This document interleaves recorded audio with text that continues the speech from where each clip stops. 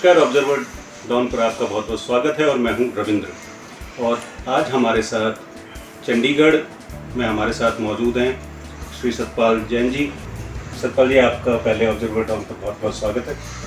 पहला सवाल मैं आपसे ये पूछना चाहूँगा कि लगभग अब 1 साल का समय बीत चुका है किसान आंदोलन को लेकर के, और किसान आंदोलन दिन पर दिन लगातार बढ़ रहा है। इसे लेकर के आपका क्या कुछ कहना है, क्योंकि आप कानून की बारीकियां भी जानते हैं और मुद्दे पर भी आपकी अच्छी पकड़ है। देखिए, जो किसान आंदोलन साल 1.5 साल से चल रहा है, ये बेसिकली जो भारत सरकार ने 3 कृषि कानून बनाए थे उनके विरोध में शुरू किया गया था जी।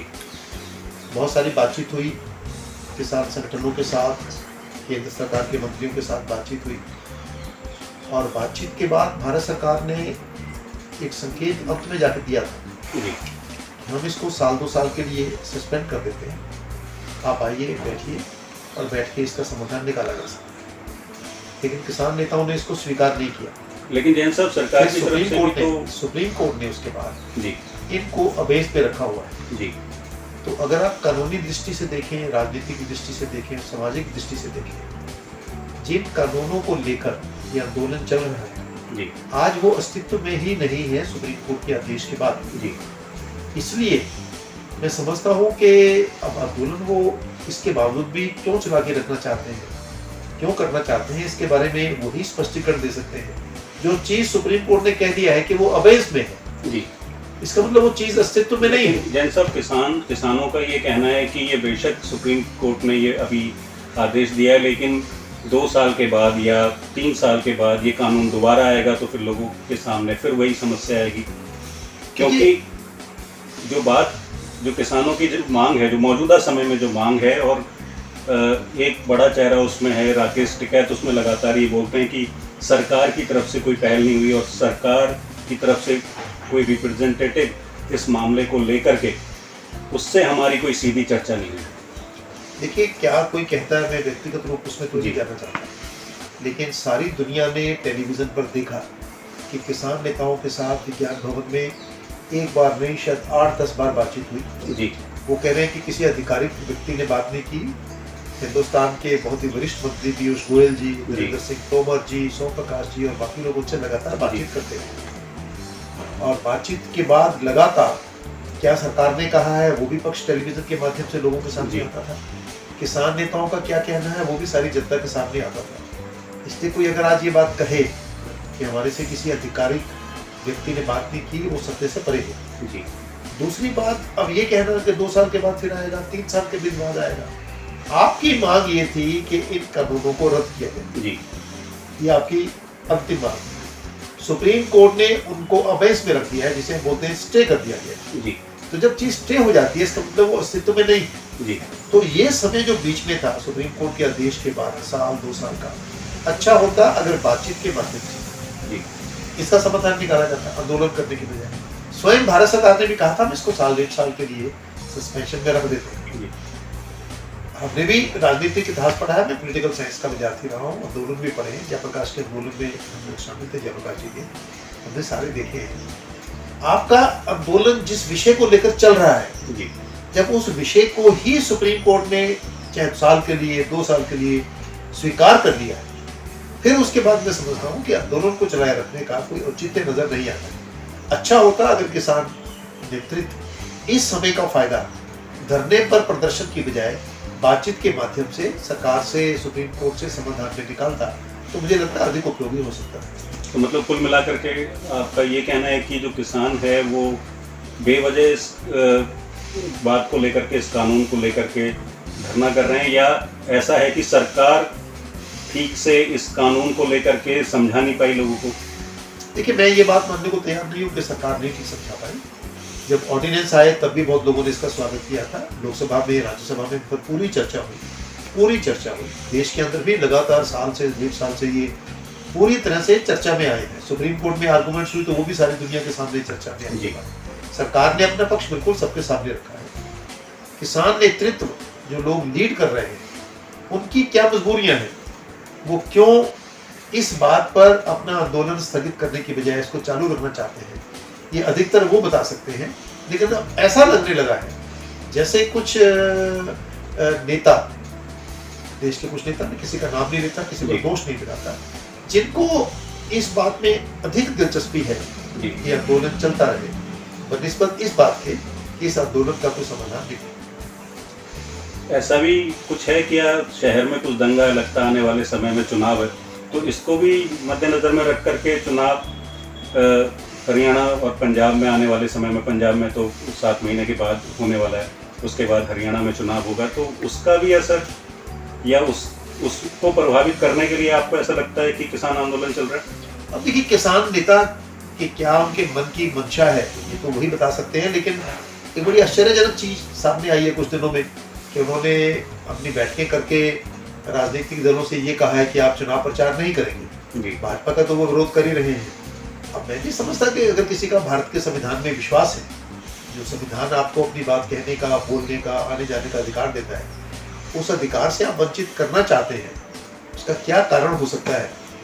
ये बात समझ से परे है। लेकिन अब ये जिन दलों पर उनका डिसिप्लिन लागू है, ये वही यदि बता सकते हैं कि वो इस बात को स्वीकार कर रहे हैं, नहीं कर रहे हैं।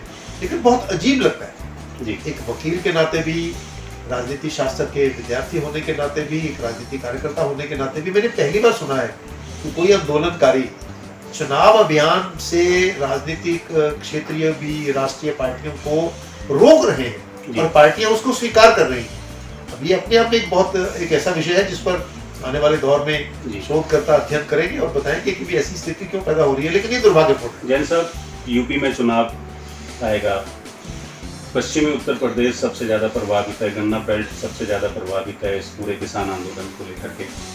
पंजाब में इलेक्शन आएगा, उसके बाद हरियाणा में इलेक्शन आएगा।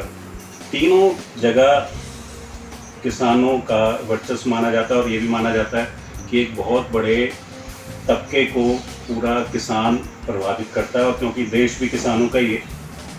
बीजेपी की रणनीति क्या होगी? किसानों को मनाने की कोई बातचीत ऐसी कोई चल रही है या ऐसा कोई प्लान हो रहा है ताकि इस समस्या का समाधान निकले? मैं आपसे दोनों ही तरीकों से जानना चाहूँगा। मैं राजनीतिक परिप्रेक्ष्य से भी समझना चाहूँगा इस बात को और कानूनी परिप्रेक्ष्य से भी। देखिए, किसान, सारे किसान इस आंदोलन में शामिल नहीं हैं। बहुत सारे किसान हैं जो कृषि कानूनों से प्रसन्न हैं, खुश हैं, और जो माननीय प्रधानमंत्री नरेंद्र मोदी जी ने सीधा उनको सहायता देने का, उनके अकाउंट में पैसा जाने का, वो सारी बहुत सारी स्कीम आई हैं, उसका एक पॉजिटिव लाभ भी है। कोई भी चुनाव कभी भी सरल नहीं होता है। हर चुनाव में कोई ना कोई चुनौती होती है। वो चाहे आपात स्थिति के बाद 1977 में चुनाव हुआ, वो चाहे बाद के देश के चुनाव आए, हर चुनाव का अपना एक बिंदु होता है, हर चुनाव की अपनी एक महत्ता होती है और उसके मुद्दे होते हैं। इसी आंदोलन के दौरान नगर पालिकाओं के चुनाव हुए हैं, हिमाचल के चुनाव हुए हैं, जब हम जीते हैं। मुझे पूरा विश्वास है कि जो ये एक देखने में लग रहा है कि पता नहीं बहुत बड़ा आंदोलन है, देखने में लग रहा है पता नहीं कितनी कठिन स्थिति होगी, जो पूरा विश्वास है भारतीय जनता पार्टी पंजाब में भी अच्छी सीटें लेकर आएगी, उत्तर प्रदेश में भी दोबारा हमारी सरकार बनेगी, हरियाणा में तो भी काफ़ी समय बाकी पड़ा है। हिमाचल में अगले साल चुनाव है, अगले साल के अंत में जाके। इस सब के बावजूद भी जो कठिनाइयाँ हैं, जो चुनौतियाँ, जो इस समय लग रहा देखने में कोई कह सकता है कि बहुत बड़ी चुनौतियाँ हैं, बहुत बड़ी कठिनाइयाँ हैं, लेकिन बहुत बड़ी कठिनाइयों को बहुत बड़ी चुनौतियों से ही जूझने का मजा भी कुछ बहुत बड़ा होता है। इसलिए मुझे पूरा विश्वास है सबके बावजूद भी हर चुनाव में जीतने में कामयाब होंगे, क्योंकि चुनाव में एक नहीं बहुत सारे फैक्टर्स होते हैं। एक फैक्टर कभी भी किसी चुनाव में नहीं होता। बहुत सारी बातें होती हैं और वोट डालने वाले सब तरह के लोग हैं। तो एक वर्ग ही वोट डालता है, दूसरा वर्ग वोट नहीं डालता है। उस वर्ग के अंदर भी उनकी अपनी आंतरिक मुद्दे होते हैं, उनका आंतरिक पोलराइजेशन होता है। इसलिए कुल मिलाकर मैं समझता हूँ कि हम चुनाव जीतेंगे। अब क्या रणनीति है, क्या है, वो जो समय आता जाएगा उसके मुताबिक हम इसको आगे डिस्क्लोज कर देंगे। अब कुछ सवाल मैं पंजाब को लेकर के पूछना चाहूँगा। पंजाब में आने वाले दिनों में चुनाव है। कांग्रेस में एक तरह से माना जाए तो सिर्फ टव्वल की स्थिति जैसी पिछले दिनों देखने को मिली। पंजाब को लेकर के क्या स्ट्रेटेजी है? क्योंकि पंजाब में अभी तक, क्योंकि अकालियों से तो बीजेपी का लगभग तलाक हो चुका है। बहुत लंबे अरसे तक भारतीय जनता पार्टी और अकाली दल पंजाब में मिलकर चुनाव लड़ते रहे। ये लगभग 1967 के बाद जब पहली बार संयुक्त विधायक दल की सरकार बनी थी तब से चला है। बीच में उग्रवाद के दिनों में कुछ देर के लिए हमारा समझौता उनसे टूट गया था। अब अकाली दल से हमारा समझौता उन्हें टूटा है। इसलिए भारतीय जनता पार्टी पहले ही ये बात घोषित कर चुकी है कि हम पंजाब में अपने दम पर अकेले चुनाव लड़ेंगे। देखिए, इस रीजन में संयुक्त पंजाब से 3 राज्य निकले, पंजाब, हरियाणा और हिमाचल। हरियाणा में और हिमाचल में हम शुरू से ही लगभग अलग चले।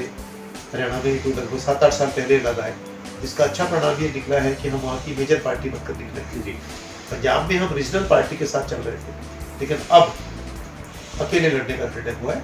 मुझे लगता है कि 1-2 चुनाव के बाद भारतीय जनता पार्टी पंजाब में प्रमुख राजनीतिक दल के रूप में निकलेगी और इस चुनाव में भी, जो विधानसभा का चुनाव फरवरी-मार्च में होने वाला है, एग्जैक्ट कितनी सीटें आएंगी आज कुछ भी कहना संभव नहीं है, क्योंकि कांग्रेस के अंदर की लड़ाई बहुत तेज हो रही है। आम आदमी पार्टी के अंदर भी सिर्फ फुटबॉल शुरू हो गई है। बाकी पार्टियों को किसानों के नेताओं ने प्रचार करने से ही रोक दिया है। इसलिए मुझे पूरा विश्वास है कि भारतीय जनता पार्टी एक प्रमुख सशक्त दल के रूप में विधानसभा चुनाव के बाद उभरेगी।